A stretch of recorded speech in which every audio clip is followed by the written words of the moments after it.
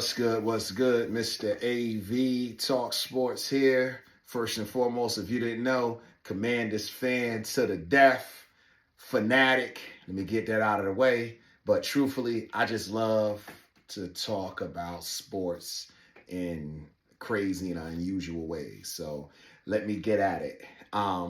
In my last video, we talked about Sheduer Sanders getting drafted in the 5th round. And my question, and I also played the video, was the reason for that because of what Deion Sanders said about his son not being able to play for specific teams if he didn't want him to, right?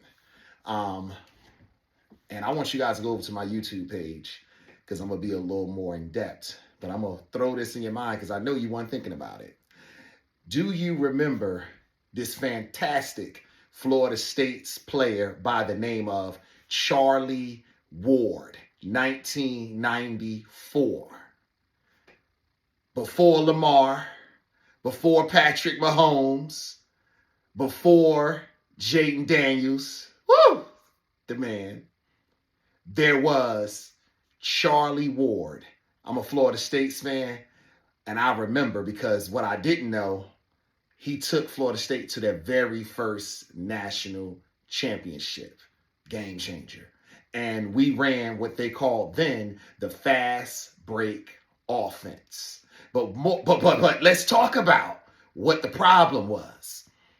After 325 picks, Charlie Ward was not drafted, similar to Sheduer Sanders. Now, back then, he was at the top of his game, character, flawless, no drama. You know what I'm saying? It was such a shock that he wasn't drafted. They said he wasn't fit, blah, blah, blah. But it was such a shock that he wasn't drafted at all that I believe the NAACP stepped in. Like, yo, what's good? What's going on? Anyway, the worst part about that is he wasn't drafted. And he ended up playing, because he was a dual player, he ended up playing 10 years in the NBA.